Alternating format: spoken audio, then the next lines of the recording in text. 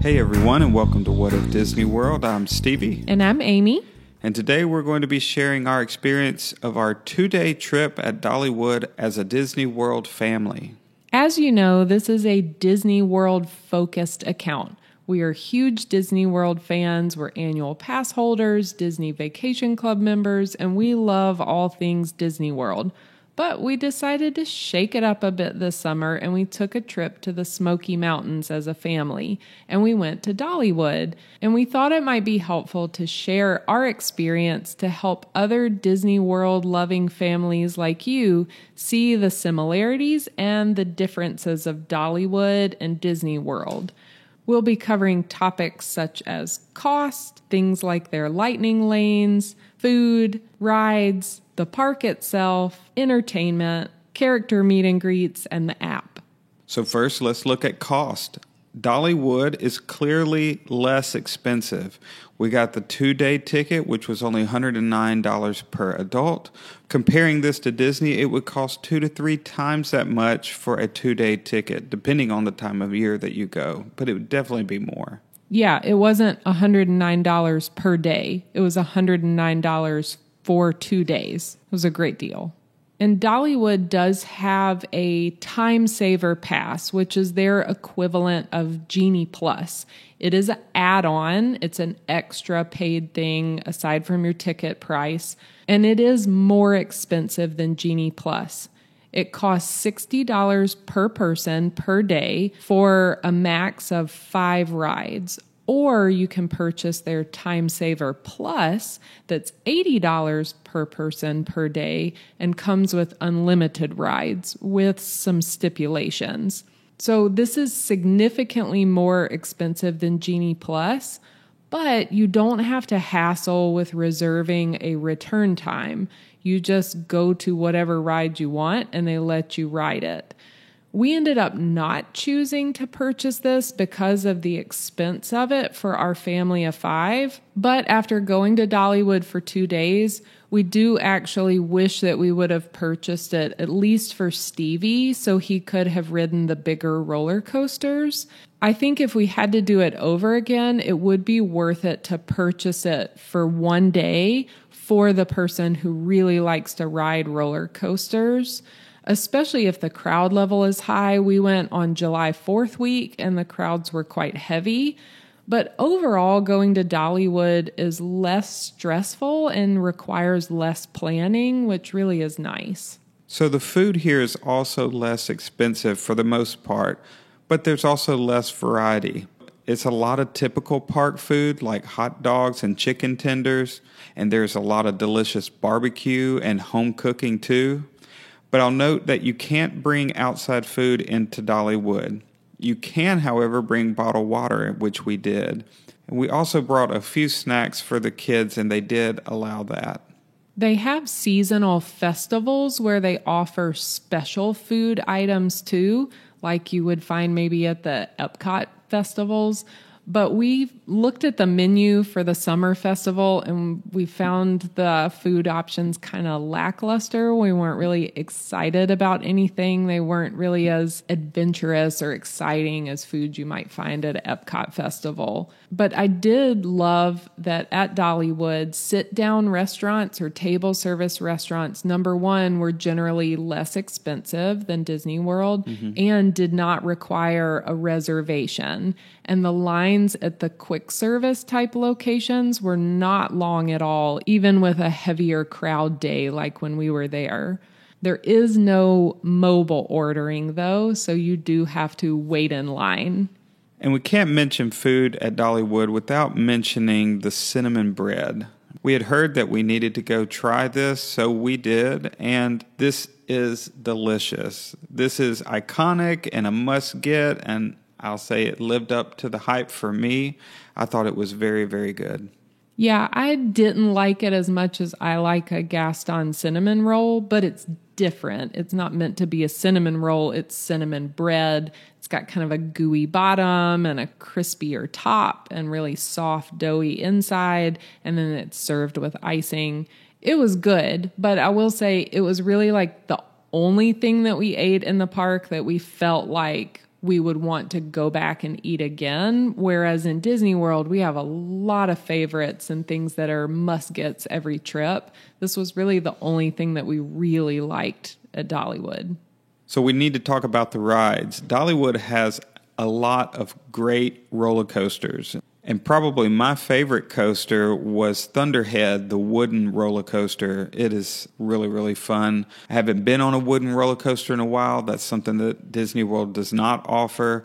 So I really enjoyed that. They also have some neat roller coasters that do a little different. Like Wild Eagle, you sit kind of off to the side of the track and your feet dangle, gives you a different perspective. It's pretty neat too. Their newest roller coaster is called Big Bear, and I thought it was really, really fun. It was kind of like a little bit more intense Slinky Dog Dash, and our oldest kid loved it. I will say at Dollywood, there seems to be a lot of really good rides for people who love roller coasters. And they have rides for little kids that don't have a height requirement. There's like a Dumbo type ride, there's a spinning teacup ride, and then there are these rotating animal rides like bumblebees and ducks and pigs. There's a newer area too called Wildwood Grove that has a spinning acorn ride and then these little bouncy bears ride. Our middle child loved the bouncy bears ride and keeps asking to go back and ride it again. What was really lacking for us were rides that we could all ride together. And that's something that Disney does very well, like Pirates and Jungle Cruise and Figment, Frozen, Remy, Mickey Minnie Runaway Railway, etc. These are no height requirements, so everyone can ride, but they're enjoyable for everyone. Yeah, like I get as excited to ride Pirates or Mickey Minnie Runaway Railway as the kids do. The rides at Dollywood that the kids could ride weren't very exciting for adults. But I will say Dollywood shines with all the playgrounds it has for the little ones. Nearly every bigger roller coaster has a small playground next to it for the little ones to play on. And there's a great indoor play area in the Wildwood Grove part, close to the new roller coaster Big Bear. The kids love that. It's kind of similar to the Dumbo play area, but it's bigger and has more to do. Yeah, that was a really good play area. The train was one of the few things that we were able to all ride together. And I will note that it gives off a lot of soot. So a little pro tip here, sit as far back in the back of the train as you can if you're going to ride that. We did that and we still got soot on our clothes. So just FYI. I'll note for parents that a neat thing that Dollywood does is measure the kids. When you first get into the park, there's this little area that you go and you have your kids measured, and they give them a wristband with a color that coordinates to their height. And then the rides are color-coded, so it's really easy to visually know what rides they're allowed on. But something that we were kind of disappointed in is the way that Dollywood does rider switch. And so I want to prepare anybody that this is very different at Dollywood than it is at Disney World. So at Disney World, you check in before you wait in the line and you get a lightning lane or a fast pass kind of thing for the next half of the party to ride. So then you can take the little ones on another ride or go get a snack or go potty. Or if they're napping in the stroller, they can continue to nap in the stroller. It's a really, really nice system that Disney World has. At Dollywood, they actually make you all wait in the line together and then you switch out at the ride itself. So when our little one was napping, I missed out on riding some rides. And even when the little one is awake, it's really hard to make a toddler wait in a 45-minute line only to tell them that they're not allowed to ride that ride because they're not tall enough. I guess the way around this would be to have bought a time saver pass for me and Stevie, and we could have just switched off using the time saver pass, but that would have been an extra $120 or $160 per day for both of us to have time saver pass. So the park itself We did love how many shaded spots there are to sit and relax. And even going in the heat of summer, it was not terribly hot, partly because we're in the Smoky Mountains and not down in Florida. But a big difference is there are major hills in this park. It can be difficult and will cause you to sweat. Especially with a stroller. I mean, I really didn't think I was going to make it sometimes pushing the stroller up some of those hills. But the shade in the park was very welcome, and that's something that's lacking in a lot of places in Disney World. The other thing I'll say is not only was it shaded, but there was a lot of places you could stop and sit. They either had seats just along the path, or there was like a pavilion with a band playing or something like that you could take a break and go have a seat in the shade. Yeah, but the way that the park is laid out, it's kind of like a giant circle or loop, and there's not really a good way to cut through. So if you need to go from one side of the park to the other, it's a lot of walking, kind of like Epcot's World Showcase. So as far as entertainment goes, Dollywood has a ton of live entertainment.